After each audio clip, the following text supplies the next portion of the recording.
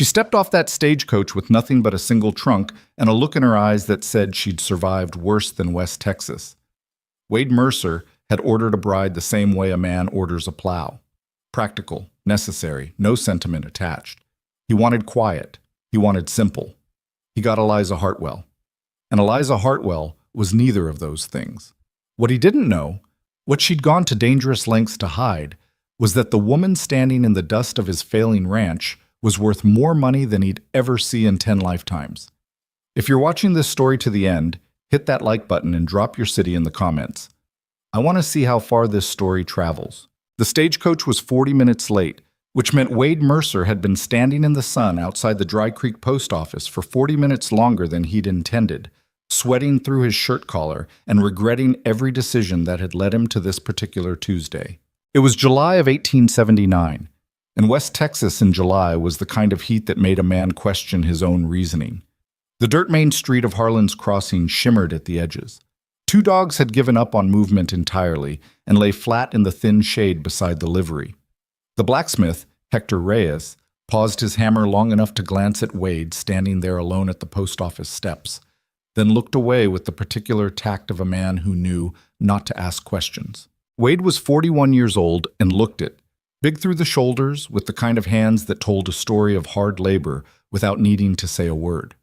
His face had been weathered into angles, jaw sharp, eyes the flat gray of overcast sky, and the few lines around his mouth were the kind left by years of not smiling, rather than years of smiling too much. He had a ranch 12 miles east of town called the Double M, which was modest by some standards and barely surviving by his. He had a quarter section of decent grazing land, 2 hired hands who worked for almost nothing because he couldn't afford more, a herd that had thinned through 2 bad winters, and a house that had been too quiet for going on 4 years now. His first wife, Clara, had died of fever in the spring of 1875. That was all he told people. He'd never elaborated, and nobody in Harlan's Crossing had pressed him, because the grief on the man was not the quiet, grievable kind. It was the kind that had calcified, the kind that had settled into the bones and become something other than sadness, a blankness, a removal, an absence of expectation about what tomorrow might hold. The mail order arrangement had been his neighbor Tom Briggs's idea, offered one evening over a shared bottle of rye whiskey when Tom had apparently decided that Wade's solitude had tipped from appropriate mourning into something more dangerous. "You need someone," Tom had said, "not for, just for the practical of it. The house needs running. You're stretched too thin to cook and work the land both. It ain't weakness to admit that." Wade had pushed back on it for 3 months before the 3rd hard winter made up his mind. He'd written to an agency in St. Louis. His letter had been brief to the point of being almost rude. He'd asked specifically for a woman who had no family expecting her back, no obligations elsewhere, and no expectations of romance. He wanted a household partner, a practical arrangement. He'd said as much in writing, which the agency had apparently chosen to overlook. They had written back with Eliza Hartwell's name and a short summary. 24 years old, orphaned young, raised in a household of modest means, educated, capable of cooking, mending, basic accounting. No family, no complications, no complications. That was the part that had closed the deal. He heard the stagecoach before he saw it, the rattle and thud of the wheels on the rutted road from Abilene, the labored breathing of 4 horses that had been pushed in the heat. It swung around the corner of the feed store and pulled up hard in front of the post office. And the driver, a thin man named Gareth with a permanent squint, climbed down and began unloading a single trunk from the roof rack. 1 trunk. The door opened and Eliza Hartwell stepped down. She was not what he'd pictured. He hadn't pictured much, in honesty, the same way a man ordering a plow doesn't picture the plow. But whatever vague sketch his mind had assembled was not this. She was not small and worn-looking. She was not visibly nervous. She stood on the bottom step of the stagecoach, took one measured look at Harlan's Crossing, at the 2 dead-looking dogs, the dust, the low buildings, the open land stretching flat in every direction, and something passed over her face. Not disappointment, not shock. Something closer to consideration, like she was doing arithmetic. Then she stepped the rest of the way down, brushed a single streak of road dust from her sleeve, and looked directly at him. "Mr. Mercer," she said. Not a question. Miss Hartwell. He came forward to take her trunk. She was medium height, with dark hair pinned back neatly beneath a plain traveling hat that had seen some weather. Her dress was a sensible gray-green, not fashionable, but well-made. Her face was... It was a serious face. The eyes, particularly. Brown, and direct in a way that most women weren't, in his experience. She wasn't looking at him with anxiety or performance. She was just looking at him, steady, like she was deciding something. "You're alone," she observed, glancing around for anyone else. "I am." "No introduction party." "I'm not a party man." Something at the corner of her mouth moved, not quite a smile. "Good," she said. "I'm not either." He loaded her trunk into the back of the wagon without another word, and she climbed up to the bench without asking for a hand, which he noticed. They left Harlan's Crossing headed east, and for the first several miles neither of them spoke. It wasn't uncomfortable silence, exactly. It was more like two people who had been in enough uncomfortable situations to know that silence itself wasn't the problem. "Your letter mentioned the ranch is 12 miles out," she said eventually. "About that." "What's the land like?" "Dry, flat, some grass in the low ground, less on the ridge. Good for cattle if you manage it right." He paused. "I haven't always managed it right." She didn't react to that with sympathy or reassurance. She just nodded, like she'd filed it away. "How many head?" she asked. He glanced sideways at her. 83, last count, down from 120. "What took them down?" "2 bad winters, fence breaks I didn't catch fast enough, feed shortage in 77. "Any debt against the land?" He said nothing for a moment. The question was direct enough to be almost offensive, and it clearly surprised her that she'd asked it, because he saw a very slight adjustment in her expression. Not apology exactly, but awareness. "Sorry," she said. "That's forward." "It is." He kept his eyes on the road. "But accurate. There's a note with the bank in Abilene, 3 years' worth of bad returns." She nodded again, looking ahead. "I'm not here to judge the state of it," she said quietly. "I just prefer to know what I'm coming into." He didn't say anything, but something in him, some small locked thing, eased slightly. He wasn't sure why. He'd expected a woman who'd want to be reassured, who'd need the situation softened for her. That was what women expected, he thought, or what he'd assumed. Claire had never asked about the banknote. It had never come up, because she'd had the grace not to ask, and he'd had the pride not to tell her, and they'd managed on that unspoken arrangement. This woman had just asked him point blank inside the first hour. The double M came into view as the road curved past a dry creek bed and a stand of scrub cedar. It wasn't impressive. He'd stopped seeing it the way a stranger might, but he made himself look at it now. The main house, timber frame, low-slung roof, front porch that sagged on the left end where a support post had given. The barn was sound. The bunkhouse where his 2 hands, Pete Gallegos and younger Tommy Strand, lived was smaller than it should have been. The fencing along the near pasture needed attention in 2 places that he could see from the road. He watched her take it in. She didn't say anything. They stopped at the front of the house and he brought her trunk inside, setting it in the main bedroom. He'd moved his own things to the smaller back room without much thought about whether that was the right decision. The house smelled like dust and cooked meat and leather. The kitchen was functional and not much else. The curtains on the front window were the ones Clara had hung and had been washed so many times they'd gone thin in patches. "I'll leave you to settle," he said, standing in the doorway. "Supper's your call, whatever's in the larder. I'll be in the barn." She was standing in the center of the room, looking around with that same accounting expression, and she turned when he spoke. "Mr. Mercer." "Thank you for being honest about the ranch. On the road." He looked at her for a moment. The late afternoon light came through the window and caught the edge of her hair, and there was something about her standing there in that ordinary, faded room that was incongruous, like she was too present for it, too real. "You'll find I'm not much for anything else," he said, and left. She had supper ready by the time he came in, which he hadn't expected: cornbread, beans with salt pork, and a tin of preserved peaches she'd apparently found at the back of the larder. She set it on the table and sat down across from him without ceremony, which was another thing he hadn't expected. "You don't have to eat with me," he said, before he'd thought about how it sounded. She looked at him flatly. "Where would you prefer I eat?" "I meant, I don't..." Most women prefer the kitchen. I prefer the table, she said, with the rest of the household. He didn't argue. Pete and Tommy ate in the bunkhouse, which they always had. So it was just the two of them, and the food was plain and good. And he ate more than he had in weeks, which he didn't comment on and she didn't notice. Or if she noticed, she didn't say. You said you were educated, he said after a few minutes. I read and write well. I can do household accounts, basic ledger work. I taught primary school for 1 term in Illinois. You left? A pause that was short but not nothing. The position ended. He let that alone. Why Texas? He asked instead.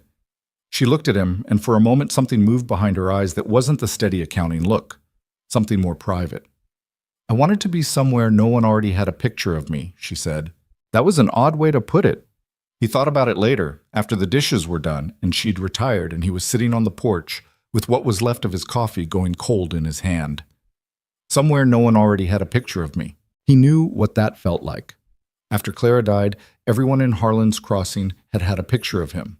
The widower, the struggling rancher, the quiet man who didn't take dinner invitations anymore. It was exhausting being someone else's picture of you. He'd understood that, even if he'd never had the words for it. He sat on the porch until the dark was complete and the coyotes started up somewhere east of the creek, and then he went inside and went to bed. The first week established patterns. She was up before him, which surprised him the first morning and became unremarkable by the third. She had opinions about the kitchen organization that she implemented without asking, and which he had no energy to object to and wouldn't have objected to anyway. She found the household ledger, a battered notebook he kept in a drawer and hadn't opened in 4 months, and spent an evening at the kitchen table with it, working through the numbers in silence while he sat on the other end of the table mending a piece of harness. He tried not to watch her while she worked. He failed somewhat. There was something about the way she moved through tasks. Not quickly, but without waste. Like someone who'd learned early that effort was a resource that had to be budgeted. On the 4th day, she came out to the barn while he and Pete were repairing the south fence sections. I'd like to understand the herd management, she said. Pete, who was holding the fence post, looked at her and then at Wade with an expression of studied neutrality. Why? Wade said. Because I'd like to understand it, she said, patient but not particularly apologetic about the repetition. He showed her. He didn't explain everything, just pointed out the grazing rotation, the water access, where the 2 weak points in the fence run were that he hadn't gotten to yet. She asked one question about the water trough at the north pasture corner that was so specific it made him stop and look at her. Where'd you learn to ask a question like that? He said. I grew up around working land, she said. Different land, but working. He didn't ask more. She hadn't asked more about Clara, and he extended the same to her. The letters started the 2nd week. He noticed them the way a man notices a change in weather, without meaning to, and with a vague unease he couldn't quite name. Letters addressed to E. Hartwell, arriving at the Harlan's Crossing post office. He knew because he picked up the mail on Tuesdays, which was his pattern, and the postmaster, an elderly man named Caldwell, who'd been reading other people's postmarks for 30 years, mentioned it with the studied casualness of a man who was in fact very interested. Letter here for your... Caldwell paused, selecting his word. For Miss Hartwell. Come from an address in Philadelphia. Wade took it home and set it on the kitchen table without a word. She was there when he came in. She saw the letter and something happened to her face.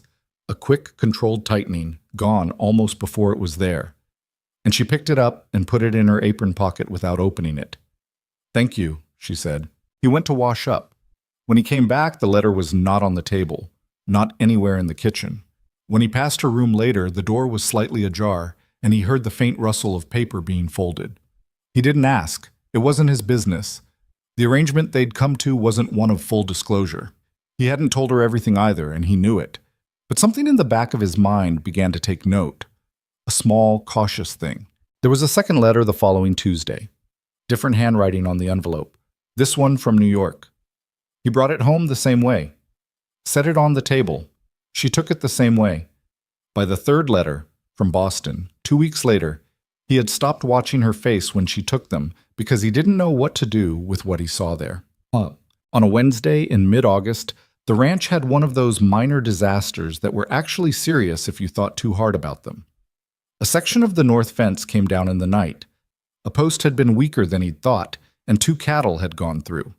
By morning, 11 head were loose on the open land east of the creek, and it was Wade and Pete out at first light trying to drive them back, with Tommy holding the repaired fence sections in place from the south end. It took 4 hours in 100-degree heat.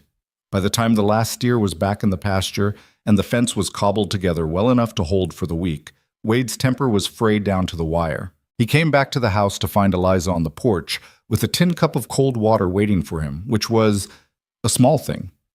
He almost didn't register it, but he took the water and drank it in 2 long swallows and stood there with his hands on his knees catching his breath, and when he straightened up, she was watching him with that direct look. "The post in Section 4 has been going," she said.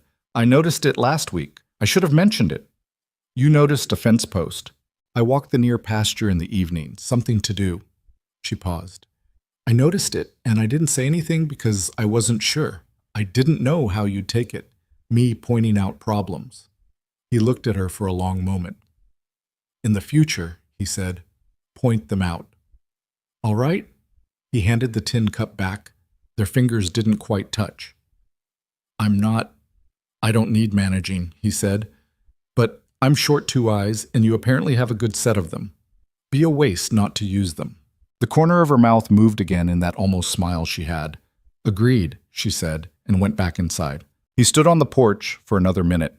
The heat pressed down and the land spread out flat and dry in every direction, and it was the same land it had always been, harsh and demanding and indifferent.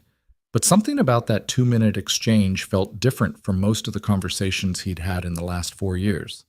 He couldn't say why. He went to the barn to deal with the rest of the morning.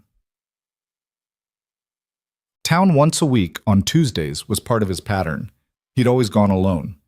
In September, she asked to come, and he didn't have a reason to say no, so she rode in the wagon beside him without conversation for the first several miles. And then they talked.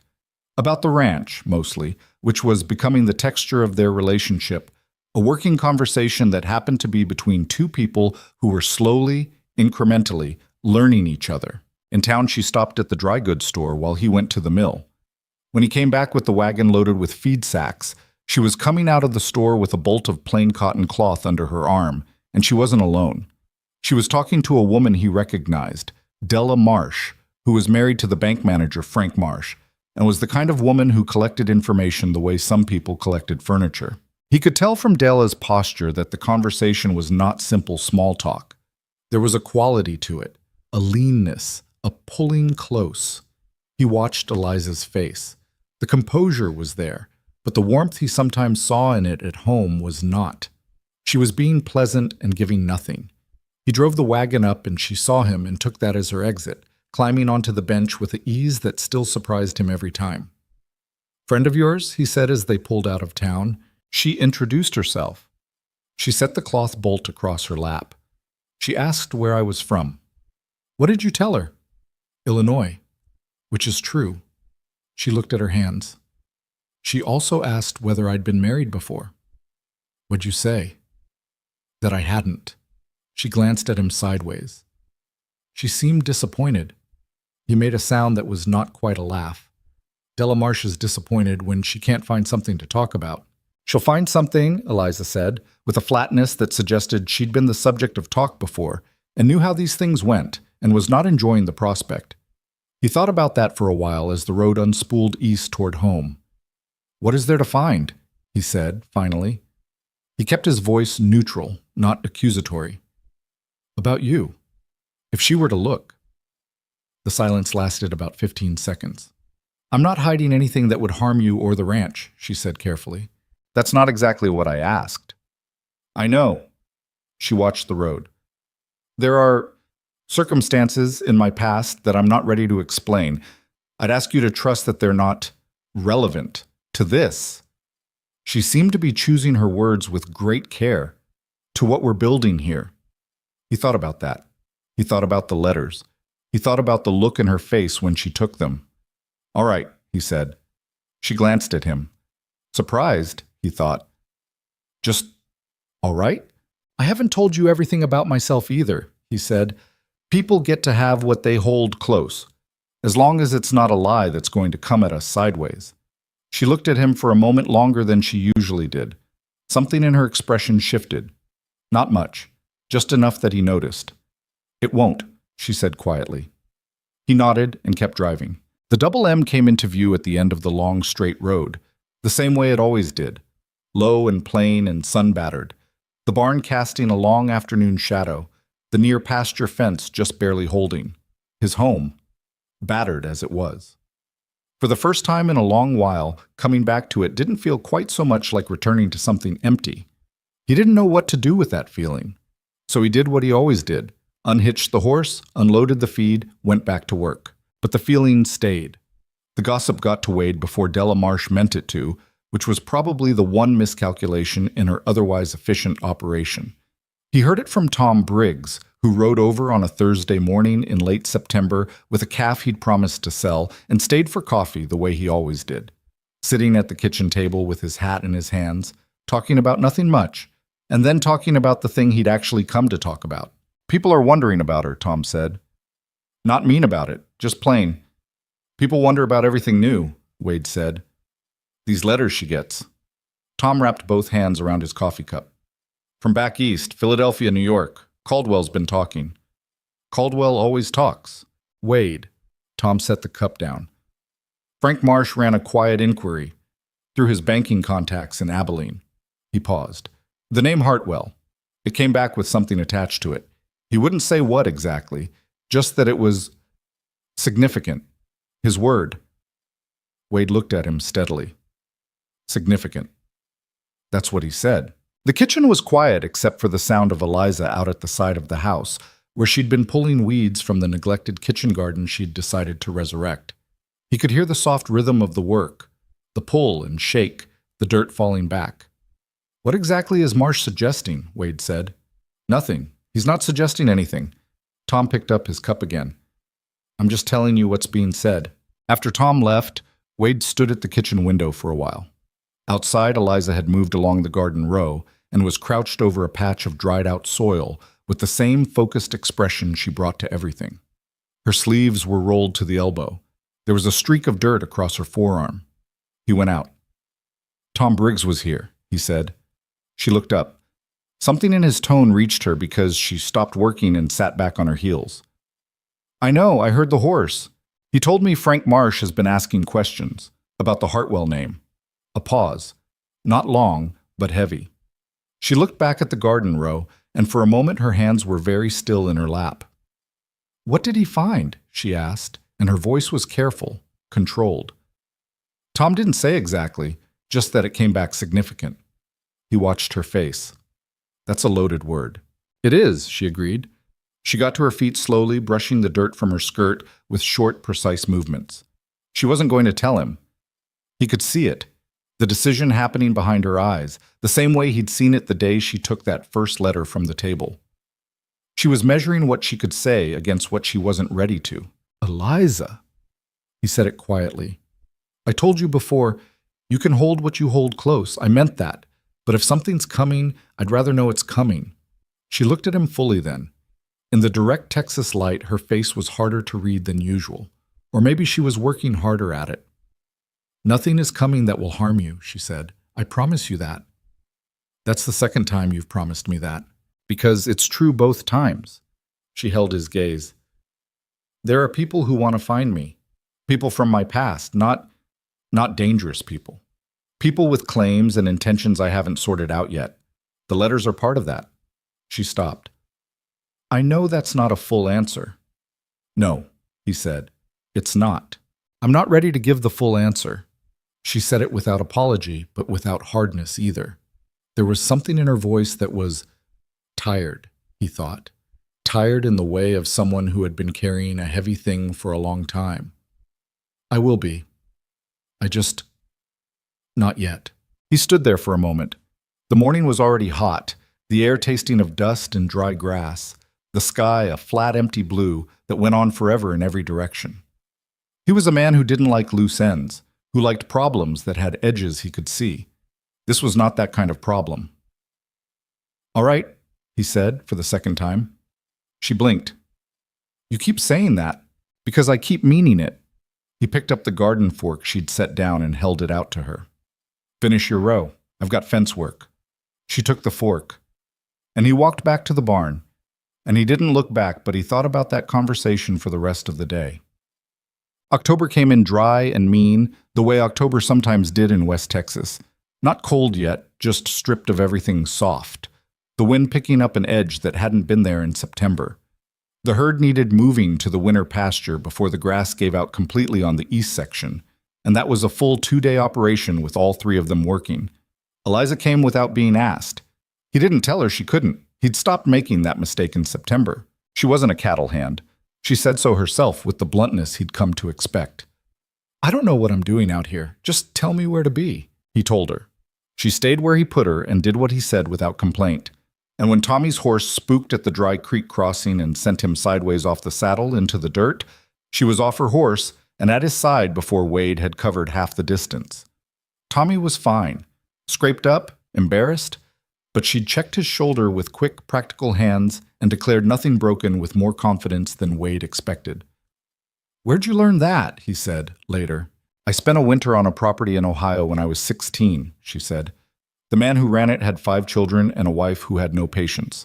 Somebody was always getting hurt. You moved around a lot." She considered this. "I moved around a lot," she agreed without elaborating. That night they made camp at the edge of the winter pasture.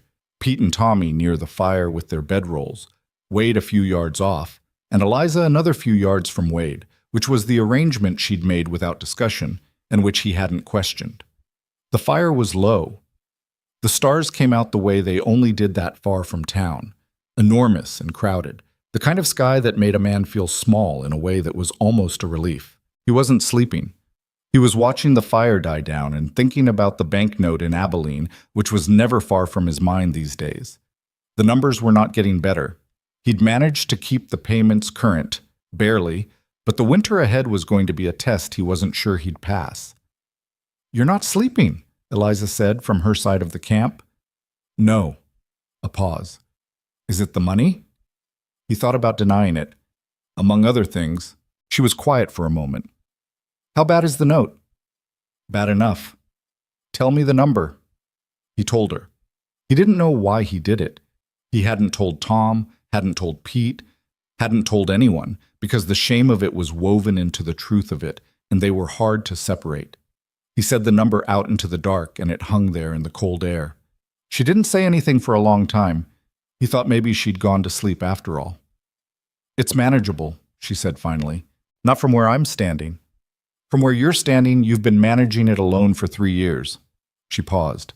"You're not standing alone anymore." He didn't answer. He lay on his back looking at the sky, and the cold got deeper, and at some point he slept. What he hadn't expected, what he hadn't allowed himself to expect, was that he would come to rely on her. Not in the way he'd written to the agency about. Not the practical, transactional reliance of a household being run, though that was true too. Something more than that, and more uncomfortable than that, because it had no clear edges. He noticed it in the way a conversation became the thing he was moving toward at the end of a day. Not any particular conversation, just her. Her directness. The way she didn't soften bad news. The way she laughed.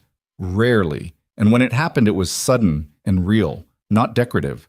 The way she sometimes sat at the kitchen table in the evenings with a book she'd borrowed from the small collection at the Harlan's Crossing General Store and read without needing the room to be doing anything. He noticed it, and he kept his distance from it.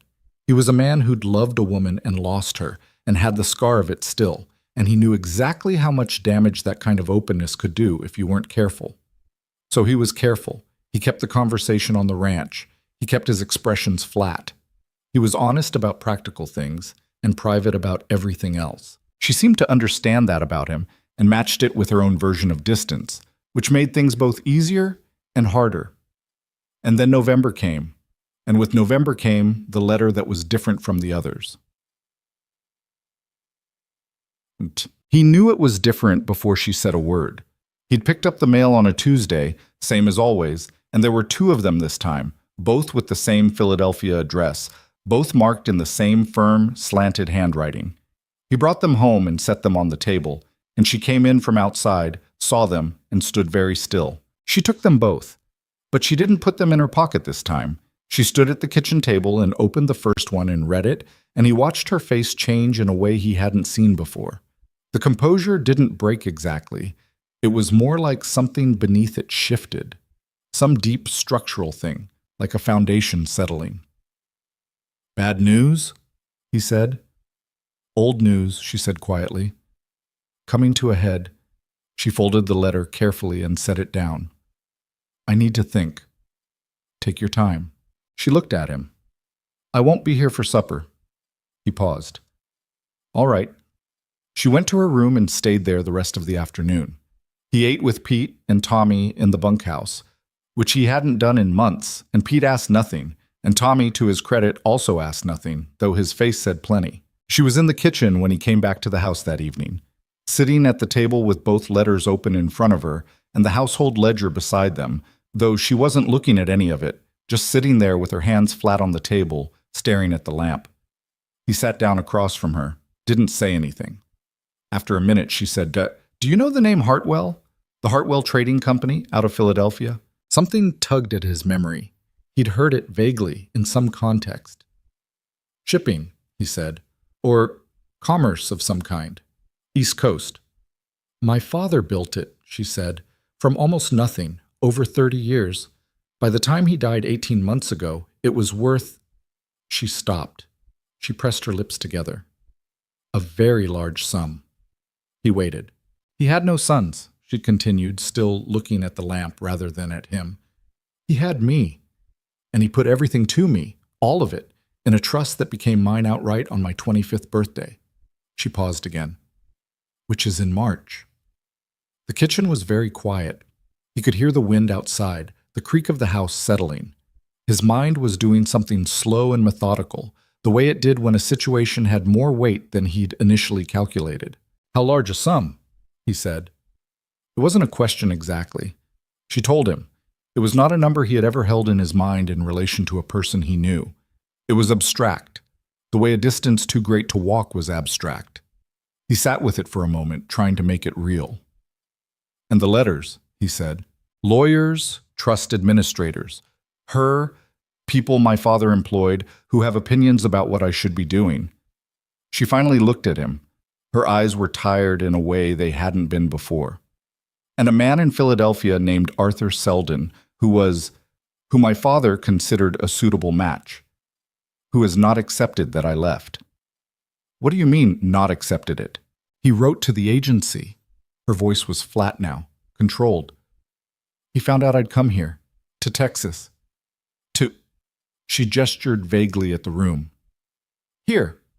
Something cold moved through Wade's chest. "What does he want?" "To come and retrieve me, I think," she said, with a bitterness that was probably the most unguarded thing he'd heard her say. "As though I'm a parcel someone misdelivered." He looked at her across the table. This woman who had stepped off a stagecoach in July with one trunk and a level gaze, and had spent 4 months reorganizing his finances and learning his fence lines and working cattle beside him in the October heat. This woman who had kept all of this, inside the narrow space of her composure, carrying it through every ordinary day. "Why didn't you tell me?" he said. And he tried to keep judgment out of it, because he genuinely didn't know if he had the right to it. She met his eyes. "Because I needed to know," she said slowly, "whether you could see me as a person first, before you knew." She pressed her hands flat on the table. "You have no idea what it's like to have that kind of money attached to your name. People stop seeing you. They start seeing the money, every gesture, every act of kindness. It gets filtered through that." Her voice had gotten quieter, but harder. "My father's friends looked at me like an asset. Arthur Selden looked at me like an asset. The women who called themselves my friends—" She stopped, shook her head. "I needed to come somewhere that didn't already know. I needed to know that someone could—" She stopped again, and this time she didn't finish the sentence. He sat with that for a long moment. The lamp flickered in a draft from under the door. He was angry.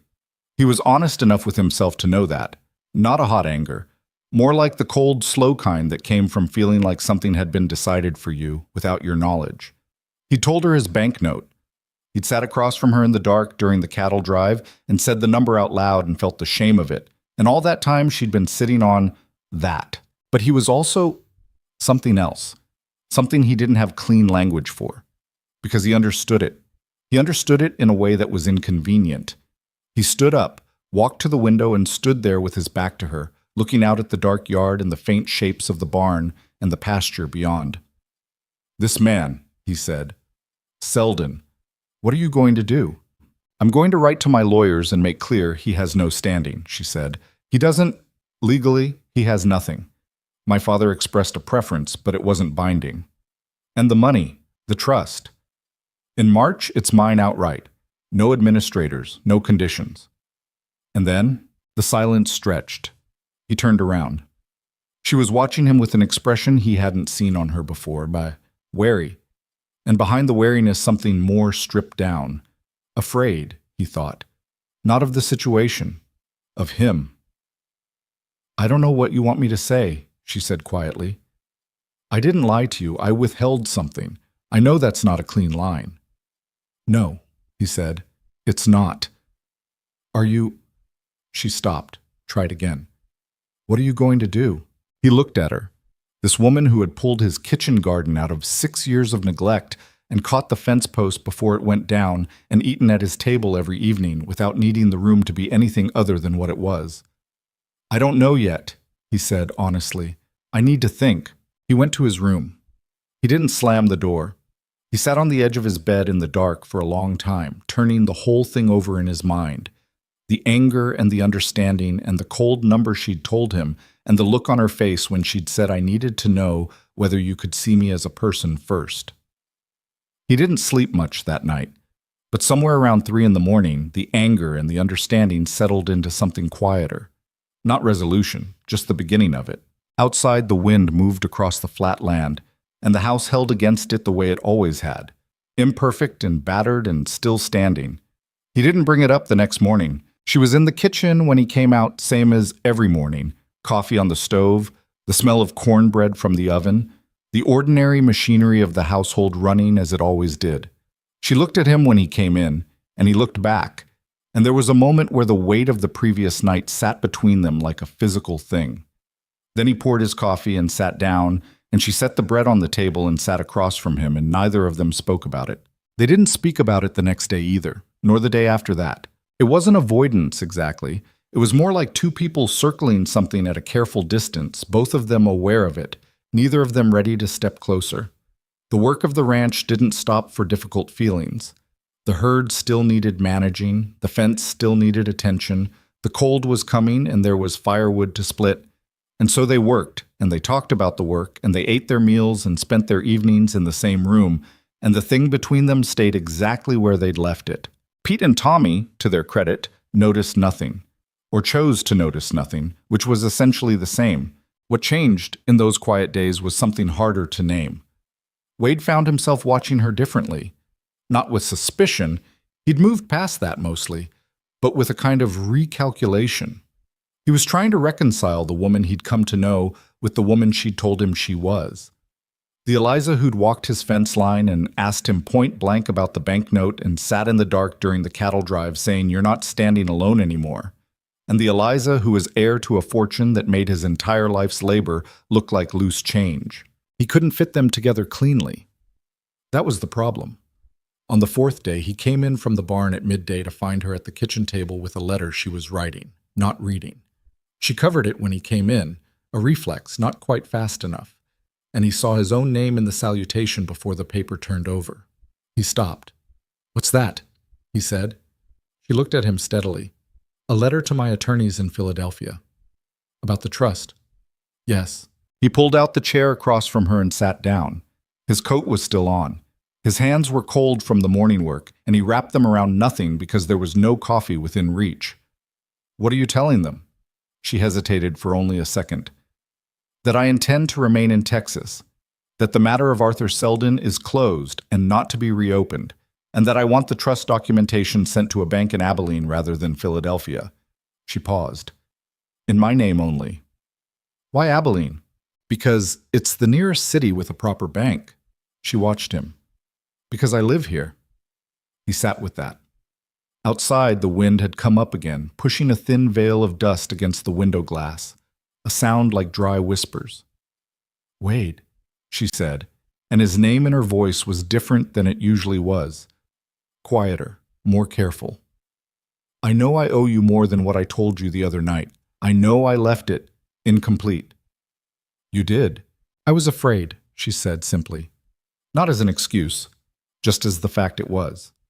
"I've been afraid of this conversation since the day I got off that stagecoach, because I knew that when it happened, everything would change. The way you looked at me, the way you thought about all of it." She pressed her hand flat on the letter. "And I didn't want it to change. Whatever else is complicated, that part is not." He looked at her across the table. The winter light was flat and gray and made everything look more exposed than the summer light had. She looked tired still, and underneath the tiredness, something that was holding its breath. "It did change," he said. She flinched, just slightly. "I know. Not in the direction you're thinking." He said it slowly, working it out as he spoke. I don't look at you and see the money, Eliza. I'm not built that way. What changed is that I see how much you've been carrying this whole time. Every ordinary day on this ranch, you've been managing all of that on top of everything else, and you did it without—" He stopped, exhaled. "You're a harder person than I gave you credit for. That's what changed." She stared at him. "I'm still angry," he said.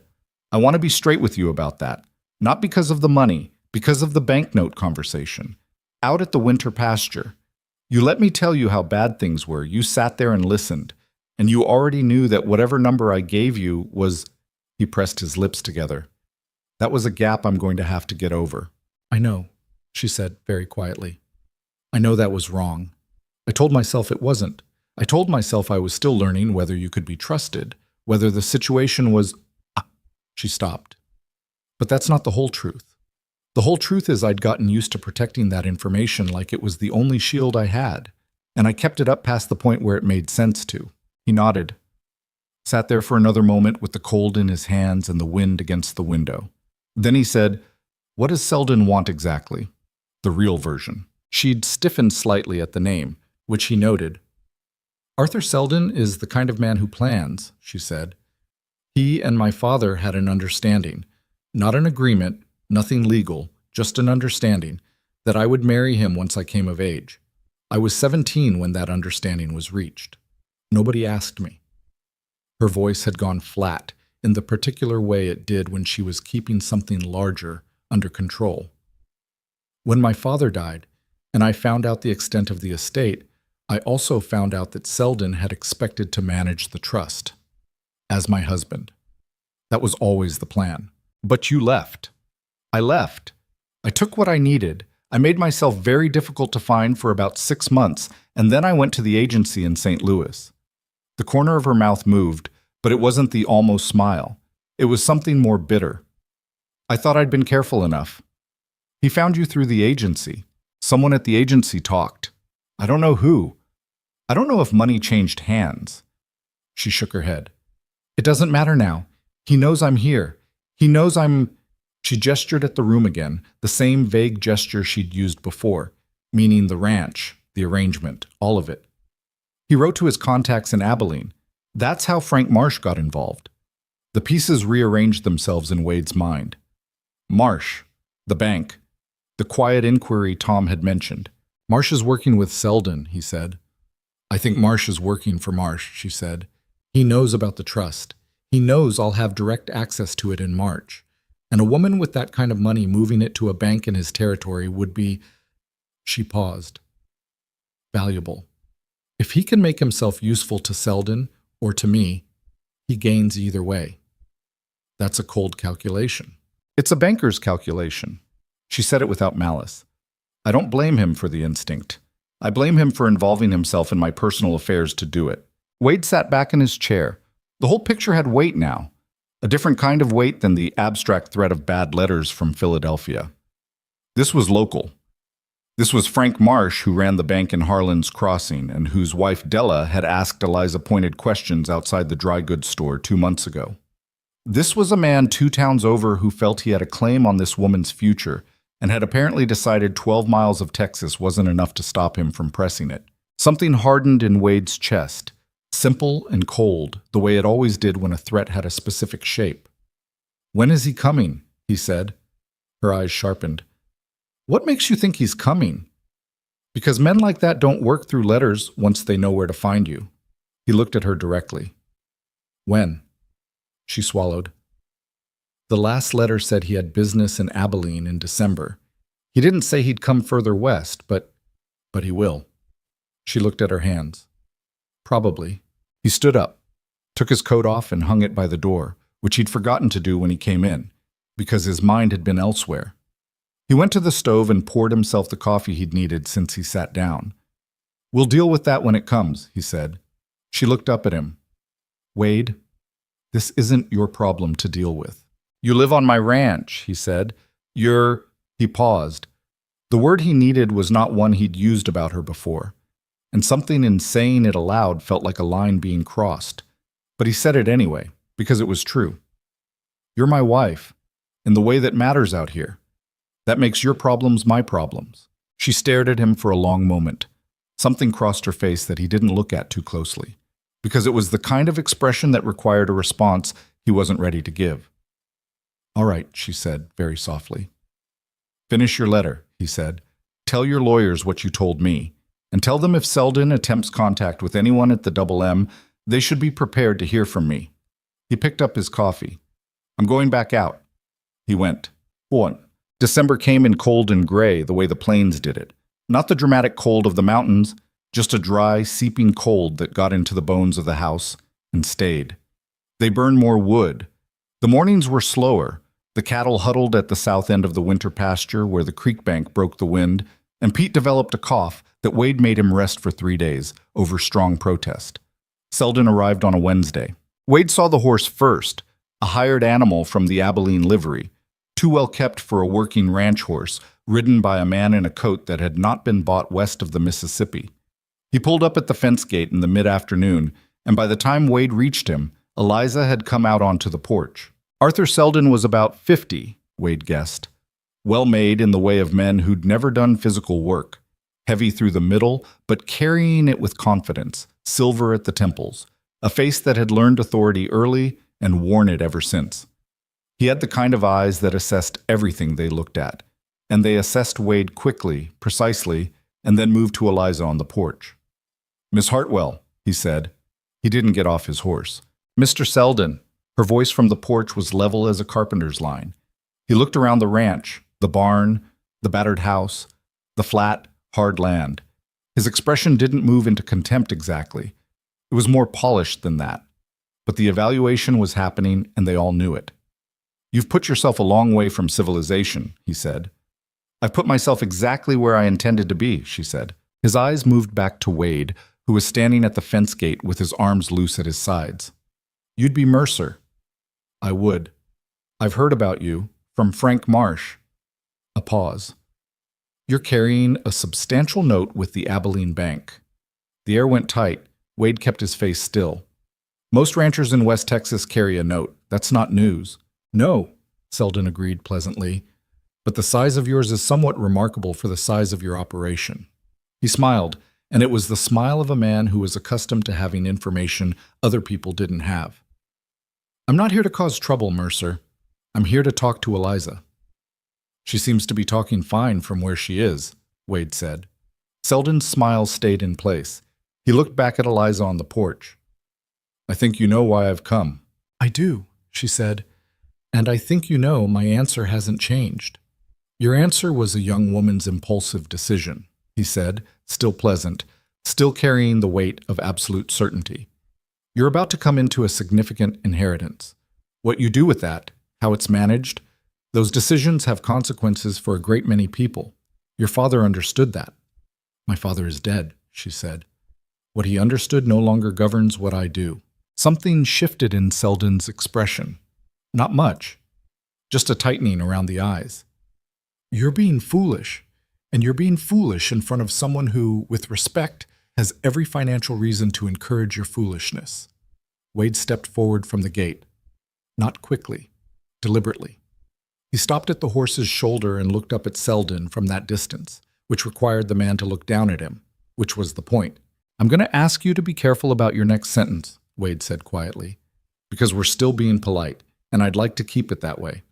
Selden looked at him for a moment. Assessment again, quicker this time, reading the stillness in the man in front of him, the flat gray eyes, the set of the shoulders. "I'm not your enemy, Mercer. I didn't say you were. I said to be careful." A silence. The wind moved across the yard, lifting a small spiral of dust near the barn. Somewhere in the pasture, a steer made a complaint about nothing in particular. Selden gathered his reins. "I'll be in Abilene through Christmas," he said, to Eliza rather than to Wade. "I'd encourage you to think carefully about what you're doing here, before March." "I've thought about it extensively," she said. "My decision is the same." He held her gaze for another moment. Then he turned his horse and rode back toward the road, and the three of them, Wade, Eliza on the porch, and the ranch itself, watched him go. When the sound of hooves had faded, neither of them spoke for a full minute. Then Tommy's voice came from behind the barn, where he'd apparently been listening the entire time. "Who was that?" "Nobody," Wade said. He walked back to the house. On the porch, Eliza was gripping the post at the corner with one hand, and he could see that her knuckles were white. He stopped beside her without touching her, close enough that she knew he was there. "You all right?" he said. "Yes." A beat. "No." She let out a slow breath. "He won't stop. A visit doesn't end it for a man like him." "I know. He'll go after the banknote. Through Marsh. He'll use the money to maneuver you, because he thinks he can." She turned to look at him, and the fear was back, the real kind, the kind she didn't let out often. "Wade, I don't want you caught in the middle of this. This was never supposed to be your burden." He looked at her, at the white knuckles on the porch post, and the fear she was trying to manage down, and the 4 months of ordinary days she'd spent building something on this harsh, imperfect piece of land before any of this had erupted into the open. "I've been in the middle of it since July," he said. "I just didn't know it." He paused. "Doesn't change anything." She searched his face. How are you not angrier than this?" He thought about it honestly. "I'm angry," he said. "I told you that. But anger's like water in this country. You spend it on the wrong things. You run dry when you need it." He looked out at the road where Selden had gone. "I'll need it later. I'm saving it." She stared at him for a long moment, and then something in her face shifted. The fear didn't disappear, but something else settled over it, like weight finding a more even distribution. She didn't say anything else, but she let go of the post, and when she turned to go inside, her shoulder brushed his arm, and neither of them moved away from it. He stayed on the porch alone for a while after she'd gone in. The afternoon was dying out at the edges of the sky, going orange and then red, and then the deep particular purple of a plains sunset. The ranch sat in it the way it always did, battered and unglamorous and still standing. He thought about the banknote. He thought about Selden's smile. He thought about Eliza's knuckles white on the post, and the way she'd said this was never supposed to be your burden. Like she'd spent 4 months here and still hadn't quite believed she was allowed to let anything be shared. He went inside. The lamp was on in the kitchen, and supper was going, and the smell of it reached him before he'd crossed the threshold. And it was warm in the way the house had not been warm in years. And he stood for a moment in the doorway, just absorbing that plainly, without trying to make it into anything more than what it was. Supper was quiet. They ate. The wind pushed at the walls of the house, and it held against them, the same as it always had. Selden's visit left a residue that didn't wash off easily. It wasn't that anything dramatic happened in the days after. No second visit, no letter, no further word from Frank Marsh. The ranch ran as it always had. The cold deepened into December proper, and the ordinary work of winter filled the hours the way it always did. But something had shifted in the quality of the silence between Wade and Eliza. The careful distance they'd maintained since November was still there, but it had changed character. It was no longer the distance of two people circling something unknown. It was the distance of two people who knew exactly what was between them and hadn't yet decided what to do about it. Wade felt it most in the evenings, when the day's work was done and the house was quiet and there was nothing left to occupy his hands or his attention. He'd sit at one end of the kitchen table, and she'd sit at the other, and they'd exist in the same space in a way that had become entirely natural and entirely complicated at the same time. She'd read or write letters or work figures in the ledger. He'd mend something or look over the land maps he kept in the bottom drawer. And the lamp would burn down between them, and neither of them would be the first to say goodnight. Tom Briggs came by on a Friday in mid-December, and this time he didn't bother with the pretense of the calf he wanted to sell. He came in, accepted coffee, and sat down at the kitchen table while Eliza was outside feeding the chickens she'd acquired in October from a neighbor who'd sold his smaller operation and needed them moved. Tom watched Wade through 2 long sips before he said what he'd come to say. "Marsh called in a favor with the Abilene Bank," Tom said. Wade set his cup down. "What kind of favor?" "The kind that involves your note." Tom looked uncomfortable in the specific way of a man delivering news he didn't want to carry. "He's asked them to accelerate the payment schedule, full balance by March 1st. The number sat in Wade's chest like a stone. Full balance by March 1st was not possible, not even close to possible. They both knew it. "Can he do that?" Wade said. "He's on the board of directors. He's got a majority stake in their lending committee." Tom shook his head. "Technically, the bank has grounds. You've made minimum payments, but the overall balance hasn't come down much. They can argue default risk." "Marsh put him up to it," Wade said flatly. "Well, Selden. I'd bet my ranch on it." Wade was quiet for a moment. The kitchen felt smaller than usual. He could hear Eliza's voice outside, talking to the chickens in the low, conversational way she did, which under any other circumstance he would have found quietly amusing.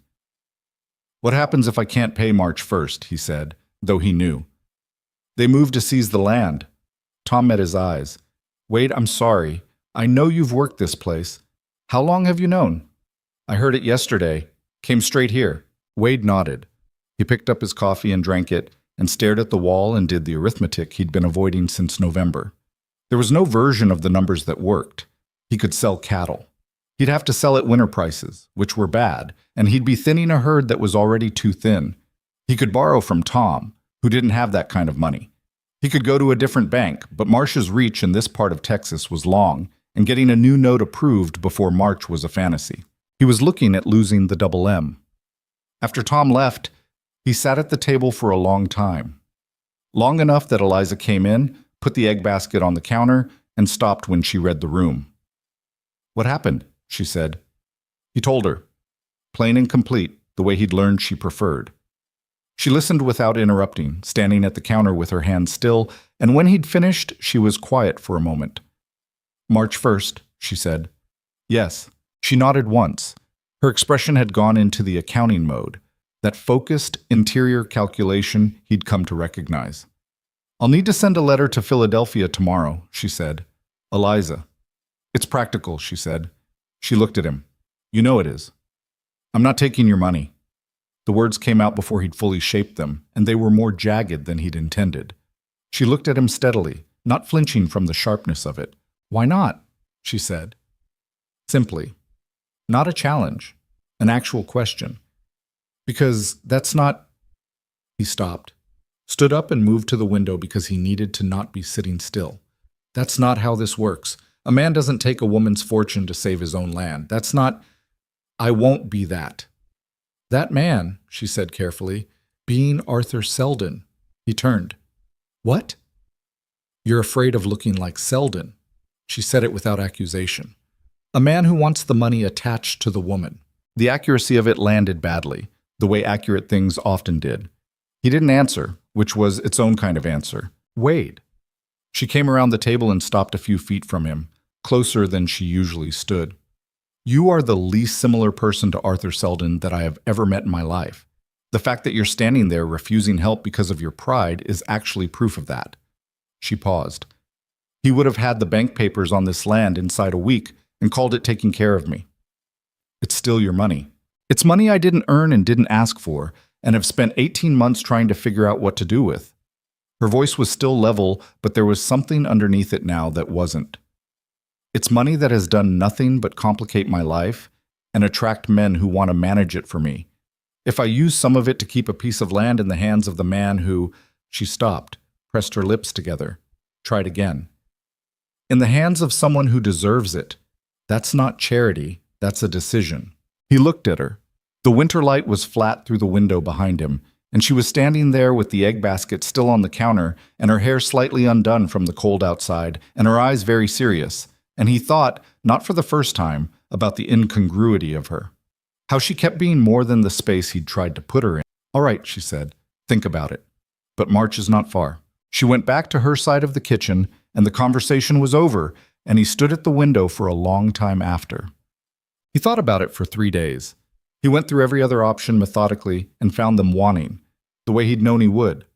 He sat with his pride and examined it from several angles and tried to determine whether it was the principled kind or the stupid kind, which were not always easy to tell apart. On the 4th day, he went to find her. She was in the barn with Pete, who had recovered from his cough and was back at work, helping sort through the stored feed to estimate how much they had left for winter. Wade stopped in the barn doorway. "Pete," he said, "give us a minute." Pete gave them a minute without any particular expression. When he was gone, Eliza turned from the feed barrels and looked at Wade, waiting. "I don't want it to be a loan," he said. "I'm not going to pretend I'll pay it back by some schedule that doesn't exist." "I know," she said. "And I don't want it to change what this is." He meant the ranch, the arrangement, the daily working life they'd made, but he was aware he also might mean something else, and she was probably aware of that too. "It won't," she said. "You don't know that." "No," she admitted, "but I know what I intend." He stood there for a moment longer. Then he nodded, short and decided, the way he made up his mind about most things once he'd made it up. "Write your letter," he said. She nodded back. And that was how it was settled, without ceremony or sentiment, the way most real decisions got made between two people who understood each other well enough to skip the parts that didn't matter. What happened next, Wade did not know until after it was done. He'd assumed she was writing to her attorneys to arrange a portion of the trust, enough to cover the note, some arrangement that would let him reclaim the loan documentation from the Abilene bank before Marsh's deadline. He'd assumed there'd be correspondence back and forth, lawyers involved, a process that would take weeks and leave him in an uncomfortable state of obligation while it crawled forward. What he had not assumed was that she would handle it entirely herself, directly and completely. He found out on a Monday in the second week of January when he rode to Abilene to speak with the bank about buying time on the payment schedule, a conversation he'd been dreading and had put off as long as he could. He tied his horse outside the bank and went in and asked for the loans manager. The loans manager, a thin man named Devereaux who Wade had spoken to 3 times in the past year and who had the professional sympathy of a man who delivered bad news enough times to stop feeling it, came out of his office with an expression that was not what Wade had expected. "Mr. Mercer," he said, "I'm glad you've come in. I was going to write to you this week about the acceleration notice, about the resolution of your account." Devereaux paused with the faint discomfort of a man managing a situation he didn't entirely understand. "The outstanding balance on your note was settled, in full, 3 weeks ago." Wade looked at him. "Settled," he said. "Yes, sir. By a third party, a legal representative acting on behalf of a trust account." He produced a paper from his folder and set it on the counter. "Full settlement. Clean title to the double M goes to you. No encumbrances." Wade looked at the paper. The numbers on it were real. The signature of the trust representative was real, 3 weeks ago, which was before their conversation in the kitchen, before he'd told her to write the letter. She'd done it before he'd agreed to it. The ride home was 12 miles, and he felt all of them. He turned the fact of it over in his mind the entire way. The shape of what she'd done. The order of it. She hadn't waited for his decision. She hadn't asked for his permission, which she had not needed, and both of them knew it. She had simply done it, quietly, without announcement, and then come to him in the kitchen and offered him the choice as though the decision was still open. He didn't know how to feel about it. He tried anger first because anger was familiar and because there was something in being handled, even kindly, that chafed. He was a man who made his own decisions. He'd told her that plainly more than once. But the anger didn't hold, and he knew why it didn't hold, because she hadn't done it to take the decision from him. She'd done it to take the gun out of Marsh's hand before Marsh could use it. She'd done it because March was coming, and the lawyers moved slowly and she didn't trust the timeline. She'd done it the way she did everything, practically, without waste. He rode into the yard and untied his horse and put her in the barn, And when he came out, Eliza was at the porch with her coat on, carrying a bucket of water from the pump. She saw his face, and she stopped. They looked at each other. "Devereaux told you," she said. "He told me." She set the bucket down. "Before you say anything, why before I agreed to it?" "Because Selden was going to move through Marsh the moment he thought you were still vulnerable." She met his eyes directly. "I didn't have time to wait for you to finish wrestling with your pride." He made a sound that was not quite a laugh. "You couldn't have told me?" "I was going to. I was waiting for—" She stopped. "I wanted it done first, so it was a fact and not a negotiation." She looked at him steadily, and underneath the steadiness there was the same thing he'd seen on the porch when Selden came. Not fear exactly, but its close neighbor. "I know I should have told you. I know I keep making decisions on your behalf that I don't have the right to make. I know that." Her voice had gotten quieter. "But I couldn't watch him take this from you. I couldn't stand by and watch it happen when it was in my power to stop it." He stood there in this cold yard for a long moment. The words sat on him with a particular weight. "I couldn't watch him take this from you." Not said to gain anything, not said to manage him or to perform generosity. Said because it was the plain truth of why she'd done it. He thought about the morning she'd had water waiting for him on the porch after the fence collapse. He thought about her voice in the dark at the winter pasture saying, "You're not standing alone anymore." He thought about the way she'd stood in the center of that ordinary, faded room on her first day here, as if she was deciding something. She had been deciding something. She'd been deciding this. "Come inside, Win," he said. "It's cold." She picked up the bucket. They went in. At the kitchen table, he sat down, and she sat across from him, same as always, and there was a silence that had a different quality than the silences before. It was lighter, somehow, like something had been set down. "I'm not going to keep pretending I don't know what's happening here," he said. His voice was even. He'd thought about this for 12 miles on horseback, and he was going to say it plainly. "Between us, I'm not going to keep pretending it's just practical." She was very still. "I'm not good at this," he said. "I was bad at it the first time, and I'm worse now. I'm not going to tell you things that aren't true about what I can offer. This land is hard, and the winters are hard, and I am—" He paused. "I'm not an easy man to know." "I know that," she said. "You know part of it." "I know more than you think," she said quietly. "I've been watching you for 5 months, Wade. You're not as hidden as you believe you are." He looked at her. Something in him was moving the way the creek moved in early spring. Reluctant, slow, with the weight of a long freeze behind it. "I don't want to lose you," he said. "When March comes and the trust is yours and Selden's been put away for good, I don't want this to be the place you passed through." She looked at him for a long time. The lamp was between them on the table, burning low, and outside the wind had gone quiet for once, and the house was still. "This is the first place," she said carefully, "where someone knew the worst version of my circumstances and didn't change." She paused. "You were angry. You're still angry sometimes. But you didn't change." Her voice had the quality of something said only once, because it only needed to be said once. "That's not a small thing to me." He reached across the table. He wasn't graceful about it.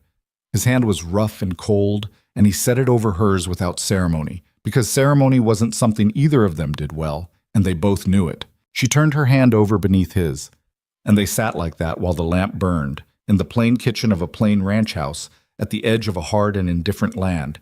And it was not romantic in any way a person might write about, but it was real. It was the most real thing he'd felt in 4 years. Outside, the wind came back, pushing at the walls of the double M the way it always had. The house held.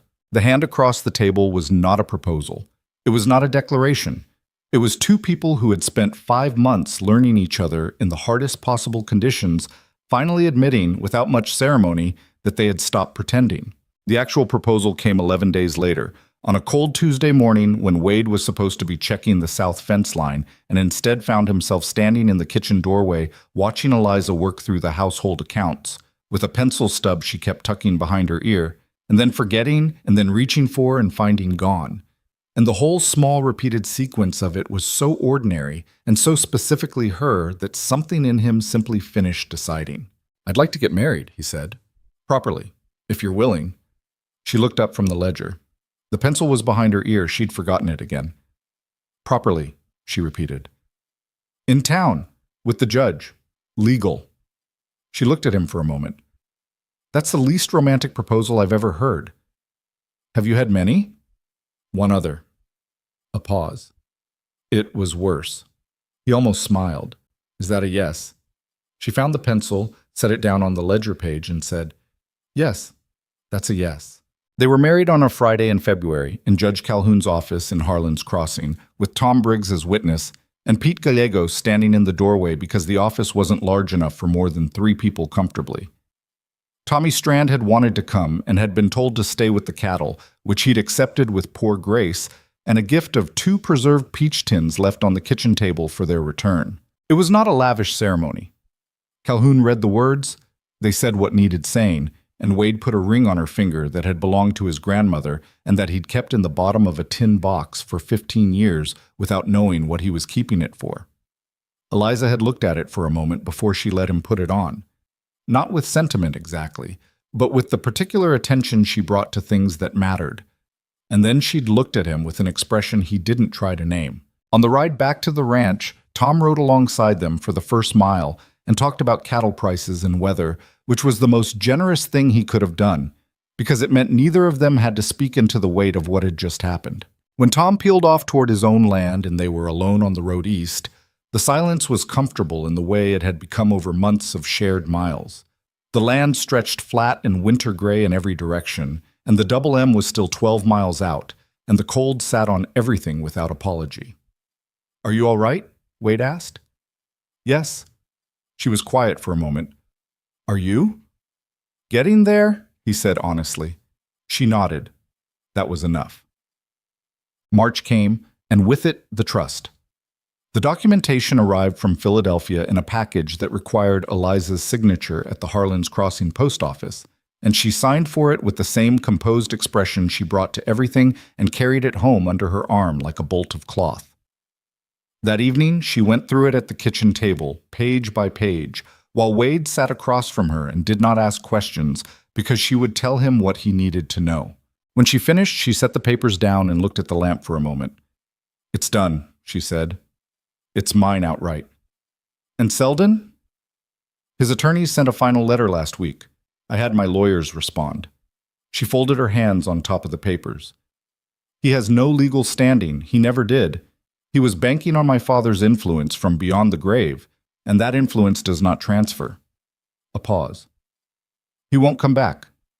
Wade nodded. He'll find another arrangement, she said, and there was no satisfaction in her voice, just the flatness of someone who had watched a certain kind of man operate long enough to know how they recycled their ambitions. Someone younger, probably. Someone whose father is still alive to be persuaded. That's a cold thing to say. It's a cold thing to be true. She looked at him. I'm not glad about it. I just know what he is. He was quiet for a moment, then, Frank Marsh. She had anticipated the question. I've moved the trust account to a bank in Abilene, not Marsh's institution. She said it straightforwardly. He'll lose whatever he was hoping to gain from Selden. He'll probably make trouble for us in small ways for a while, because men like that need to register their displeasure. She looked at Wade directly. We can weather small trouble. He thought about the fence posts and the bad winters, and the 83 cattle that had once been 120. Yes, he said, we can do that. She picked up the pencil from where she'd left it and looked at the papers again. There's something else I want to talk about. Tell me. She turned a page to a section she'd marked. The trust is large enough that it doesn't need to sit in a bank drawing interest. It can work. She looked up. I've been thinking about the Connolly property. He knew the property. 300 acres west of Harlan's Crossing that old Martin Connolly had been trying to sell for 2 years since his wife died and his sons had gone to California without looking back. Good land, some of it. Water access from the creek fork. He'd thought about it himself in the way a man thought about things he couldn't afford. What about it? He said carefully. I want to buy it and expand the herd. She said it plainly, without the careful hedging she'd used in earlier months. Marriage had done that, had given her a clearer footing from which to speak. Not to be grand about it, because it makes sense. The water access would protect us through another bad summer. and the extra land gives us room to build the herd back to what it should be." He looked at her, then at the papers, then out the window at the dark yard. "You've been planning this for a while," he said. "Since October," she admitted, "when I first looked at the land map." He made the sound that was not quite a laugh. It had been happening more often lately, which Pete had noticed and commented on to Tommy in the bunkhouse, with the commentary that the boss was getting human again, which Tommy had relayed to Wade with absolutely no shame, and which Wade had chosen to ignore. "What else?" he said, because he knew there was more. She looked slightly self-conscious, which was rare enough to be notable. "There's a building on Connolly's east corner. Used to be a schoolhouse. It hasn't been used in 6 years. She paused. "The children in this area go without schooling half the year because the nearest teacher is in town and the road's in winter." She stopped, looked at the table. "There's no library here, no place to borrow a book or read a newspaper that's less than 2 weeks old. People out here are isolated in ways that don't have to be permanent." He was watching her carefully now. "I learned to read from a woman who had a small lending collection in her house," Eliza said quietly. 40 books, maybe. She let anyone come who wanted to. It changed what I thought was possible for myself." She looked up at him. "I'd like to do something like that here. Start small. A few shelves in that building, whatever books I can source from the east." She paused. "I know it sounds impractical." "It doesn't sound impractical," he said. "It sounds like a rich woman's project." "It sounds like you," he said. And he meant it as the plainest kind of compliment, which she understood, because she looked at him the way she sometimes did, with the expression he'd stopped trying to name and just let be what it was. "All right," she said. "Buy Connolly's land," he said. "Fix the schoolhouse. Do what you want to do with it." He leaned forward slightly. "But we hire 2 more hands first. I'm not running 300 extra acres on Pete and Tommy's backs." "Agreed," she said immediately, which told him she'd already factored that in. He shook his head slowly. "October," he said. "I had a lot of evenings to think," she said, with the almost smile. "Ochant." The Connolly purchase closed in April. Martin Connolly shook Wade's hand and Eliza's hand and told them the land had been good to him and he hoped it would be good to them, and then he climbed into a wagon heading for the train station in Abilene, going west to California to live near his sons. Wade watched him go and thought about the way land outlasted the people who worked it, the way it kept its shape while the people changed. He thought about that a lot in the past year. They hired 2 new hands by May, brothers named Cal and Rowan Dees from a failed homestead south of the county, quiet men who worked hard and asked few questions, which were the qualities Wade prized above everything else in an employee. The herd began to grow back. The fencing on the Connolly section went up over the course of 2 hard-working months, with all 4 hands and Wade himself on the posts, and Eliza bringing water and food to the line, and occasionally holding a post herself when an extra set of hands was needed and no one was available, which Pete had stopped being surprised by sometime around March. The East Corner building got its roof repaired in June, its floor swept and leveled in July, and its first shelves, built by Tommy, who turned out to have a quiet talent for woodwork that nobody had thought to discover before, installed in August. Eliza had written to 3 book dealers in St. Louis and Philadelphia, and 1 in New York, and boxes began arriving at the Harlan's Crossing post office with a regularity that made old Caldwell deeply curious and eventually openly respectful. She didn't call it a library. She called it the reading room, which was more accurate. It was 1 large space with shelves on 3 walls, a table in the center, 4 chairs, and a small iron stove for winter. But library was what people called it, quietly at first and then simply as a matter of fact. The Mercer Library.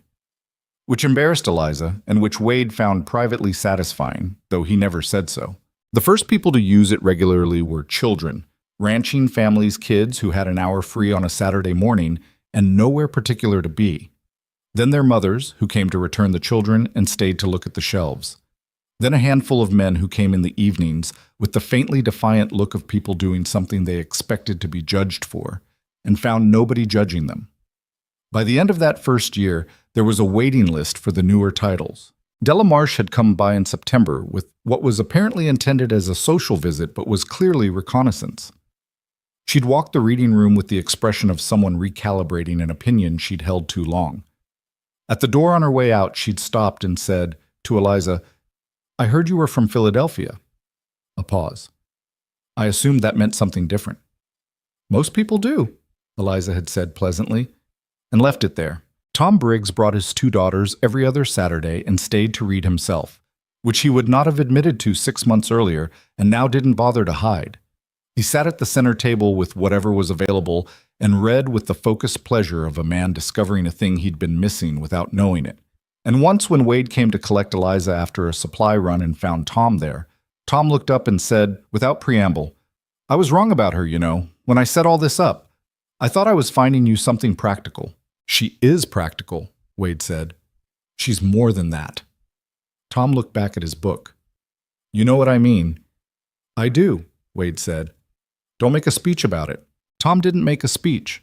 He turned his page and Wade waited by the door. And when Eliza came out of the back room with a box of books to shelve, he took the box from her and carried it himself, which he didn't need to do, and which she didn't argue about, and which was, in the small economy of their daily life together, a kind of language they'd both gotten fluent in. Met. Their first child, a son, arrived in the spring of 1881. They named him James, for no particular reason except that both of them liked the sound of it, and it suited him when he came. A serious baby with dark eyes and a habit of looking at things longer than most infants bothered to, which Eliza said was curiosity and Wade said was suspicion, and which turned out to be both. The birth had not been easy. Eliza would tell you so herself, bluntly, to anyone who asked with the idealized tone of people who'd been absent from it. The doctor came from town, and the night was long, and Wade sat outside the bedroom door in the straight-back chair from the kitchen and did not move for 6 hours, which Pete and the Dees brothers observed from the bunkhouse, with the respectful silence of men who understood what they were looking at. When the doctor came out and said everyone was fine, Wade went in. Eliza was pale and exhausted, and she had James in the crook of her arm with the battered expression of someone who had just been through something serious and come out the other side. She looked at Wade when he came through the door, and she said, before he could say anything, "Don't make a face like that. We're both fine." "I'm not making a face." "You're making a face." He sat on the edge of the bed and looked at James, who looked back with those long, suspicious eyes. He was very small and not particularly beautiful the way people expected babies to be. He was red-faced and scrunched and appeared irritated by the whole situation, which Wade understood completely. "He looks like he's already annoyed," Wade said. "He gets that from you," Eliza said. He put his hand on her hair, gently, the way a man does something he hasn't practiced. She leaned her head slightly into it, which was her way. They sat like that for a while, the 3 of them in the lamplight, while outside the spring night turned slowly and the double M held its shape against the dark. A daughter came 2 years later, Clara. They used the name without discussion, which was its own kind of conversation. Wade had said it once, quietly, and Eliza had looked at him and nodded, and that was all. The second Clara was nothing like the stillness her name had carried for years. She arrived loud and opinionated and with a full head of dark hair, and she was walking at 10 months and had figured out how to open the reading room's back door latch at 18 months, which required a new latch and a conversation about the girl's engineering instincts that made Eliza laugh the real laugh, the sudden and undecorative one that Wade had spent years wanting to cause. James and Clara grew up on the double M the way ranch children did, knowing the work before they knew much else, understanding that the land had its demands and those demands did not move aside for inconvenience or preference. But they also grew up in that reading room, surrounded by books from 3 cities, in a space their mother had built out of a conviction that people out here didn't have to stay only what the land had made them. James grew into a boy who was quiet like his father and precise like his mother, who could run a fence line at 12 and read 3 years above his age, and who had a habit of asking why that Wade had to remind himself to answer rather than deflect. Clara was louder and faster and had no patience for things she found pointless. And at 7 she declared to Eliza that she wanted to be a doctor, to which Eliza had said simply, "Then you'll need to study harder than anyone expects you to." And Clara had taken that as a directive rather than a discouragement, which was exactly how it had been intended. They were imperfect children, which is to say they were real ones. James lied about small things and had to be caught and didn't do it again. Clara broke 3 of the reading room windows with a ball at various points in her childhood, and paid for the replacements out of her own saved earnings, which Eliza enforced with more relish than the situation strictly required. They fought with each other with the focused creativity of children who had no other children close enough to fight with, and made up with the same focused creativity and grew up knowing each other in the specific, irrevocable way of people who have no choice but to. The reading room grew in the way that things grow when someone with resources and direction is behind them. By 1885, it had 2 rooms. By 1888, it had 3, with a third dedicated to a rotating stock of newspapers from 6 cities that Eliza maintained through subscriptions, and which became, in that isolated stretch of West Texas, a window onto a world that most people out there had been told was too far away to matter. A woman named Rosa Menendez started teaching reading lessons there on Wednesday afternoons, first to children, then to a group of Mexican ranch workers from 2 neighboring properties who came in the evenings, hats in hand, expecting to be turned away and finding instead a table, chairs, and Eliza Mercer sitting across from them asking what they wanted to learn. Rosa stayed for 12 years. She was paid fairly, which was not the standard in Harlan's Crossing, and which Eliza enforced without apology. The community shifted around them, the way communities do when something changes at the center. Not dramatically, not in ways people could point to cleanly, but families who'd been on the edge of leaving stayed. Children who might have grown up assuming the world stopped at the county line grew up knowing it didn't. The library became, in the slow, unremarkable way of genuine things, part of what the place was. Wade watched it happen with the patience of a man who had learned that growth, like grass on hard land, didn't announce itself. He ran the ranch.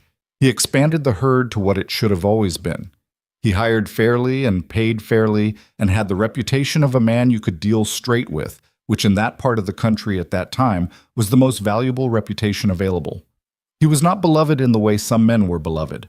He was respected, which suited him better and meant more. He and Eliza argued sometimes. That is worth saying plainly, because the story of 2 difficult people learning to live together has no honest version that omits it. They argued about money, not its absence now, but its use, the decisions it enabled, the questions it raised about what they owed the community and what they owed themselves. They argued about the children, about the balance between the ranch's demands and the education Eliza was determined they'd have. They argued twice about Tom Briggs, who had a habit of involving himself in Wade's business decisions with a familiarity that was meant well and was occasionally maddening. The arguments were real and sometimes ugly at the edges because they were both people who had learned not to give ground easily and who had strong opinions about things that mattered. But they were also short, because neither of them was interested in prolonging a fight past the point of its usefulness. They'd say what needed saying, sometimes too hard, and then they'd sit with it and come back to each other, and the coming back was always more true than the fight had been. That was the thing nobody talked about when they talked about the Mercers in later years. They talked about the library. They talked about the land and the cattle and the fair wages and Rosa Menendez's reading lessons. They talked about the expansion of the Double M and the scholarship money Eliza quietly arranged for 2 young people from the area to attend schools back east. What they didn't talk about, because they hadn't seen it, was the ordinary work of 2 people who were not natural at closeness choosing it anyway. Again and again, in the 10,000 small ways a life is made. In the winter of 1891, Wade got sick. It came on quietly the way bad things sometimes did. A cough that didn't clear, a tiredness that sat beneath the surface of the days. By December, he'd lost weight he couldn't afford to lose, and the doctor from Harlan's Crossing came out and used words that Eliza listened to with the focused, terrible calm she brought to things she could not fix by working harder. He spent 3 weeks in bed, which was the most miserable experience of his adult life, and which he communicated clearly and frequently to anyone within earshot. Eliza managed the ranch alongside Cal Dees, who had become foreman by that point, and who ran things with a competence that Wade had to admit privately was a relief. She sat with him in the evening, same as always, at the bedside now rather than the kitchen table, and she did not reassure him with things she didn't know to be true, which he was grateful for, because he had no patience for false comfort, and she had long since stopped offering it. "You're going to drive everyone insane until you're back on your feet," she said one evening, in approximately the 3rd week. "I'm already insane," he said. "This is what I'm normally like. You just didn't know because I was busy." "I knew," she said. "I've always known." He looked at her. She was sitting in the chair beside the bed with a book face down in her lap, and the reading room's lamp on the table beside her, the one she'd brought from the East Corner building because it was better than the house lamp, a fact she mentioned every time she brought it over, which was often. She looked tired. Not the exhausted tired of the early years, but the tired of someone managing more than one large thing at once. "You didn't sign up for a sick husband," he said. "I didn't sign up for a well one either," she said. "I signed up for this specific one. Sick and well are part of the same agreement." He was quiet for a moment. "I meant it as an apology." "I know you did." She picked up her book. "Stop apologizing and get better. That's the more useful activity." He got better, slowly, in the aggravating incremental way of a body recovering from something it would carry marks of for a long time afterward. By February, he was back on his feet, thinner and slower than before, and the slowness never entirely left. He moved through his days with the particular care of a man who had been reminded that his body had its own opinions about his plans. He adjusted. He hated adjusting. He adjusted anyway. James took on more of the ranch work that year, at 17, with a seriousness that made Wade ache in ways that were not entirely bad. The boy worked beside Chaldees and asked questions and made mistakes, and didn't make the same mistake twice, which was all Wade had ever asked of any hand he'd employed. Watching his son on the land that had almost been taken, on the land that a woman's quiet decision and a trust document and a long ride to Abilene had saved, there was something in that which didn't have clean language, but which sat in Wade's chest on the good days like something earned. The year they'd both turned 50, which fell in 1888 for Wade and 1889 for Eliza, there was a gathering at the Double M that Tom Briggs had organized without asking permission, which was characteristic of Tom. It was not a party. Wade had been clear on that point, and Tom had agreed and then invited 40 people anyway, which was Tom's version of a compromise. People came from across the county. Ranch families, the Menendez family, 3 of Rosa's former students who were now grown, Caldwell, the postmaster who was 80 and had apparently decided that the Mercers were worth the ride, Hector Reyes, the blacksmith, who had watched Wade stand outside the post office on that July day in 1879 and had kept his questions to himself then and for every year since. They ate outside in the October air, long tables borrowed from 3 neighboring properties, the food made by Eliza and Rosa, and 2 of the Dees women with the particular collaborative efficiency of people who'd been doing things together long enough to not need instructions.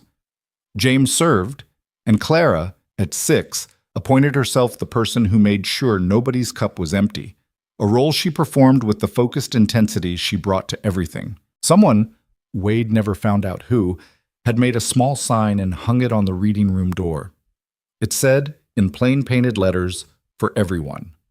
He saw it late in the evening, when most people had gone and the tables were being cleared and the night air had gotten cold enough for coats. He stood in front of it for a moment. Eliza came and stood beside him. "Did you do that?" he said. "No." "Do you know who did?" "No." She looked at it. "But they got it right." He looked at the sign and then at the building behind it.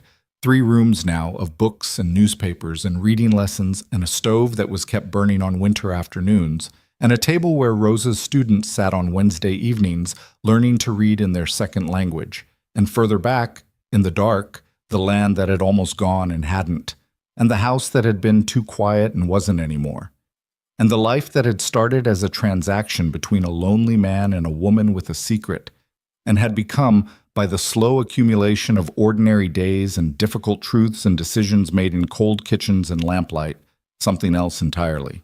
"It's a good sign," he said. "It is," she agreed. They stood there for a moment, which was the closest either of them ever got to sentimentality about it. There is a thing that happens sometimes in a life where you arrive at a moment and realize that every bad decision, every loss, every compromise and failure and thing you'd rather not have been true, all of it was necessary for the specific destination you're standing in. Not because suffering is noble or loss is secretly good, because it isn't. But because people are not built in the easy weather, they're built in the hard kind. And the people who come through the hard weather intact, not undamaged, but intact, are usually the ones who found someone to stand with them while it came down. That is what the Mercers were. 2 people who were, separately, harder than they appeared and lonelier than they showed and carrying more than they'd told anyone, who came together out of practical necessity and stayed together out of something more stubborn and more true, who built a ranch and a family and a reading room in the middle of difficult country and left a mark on that place that lasted past both of them.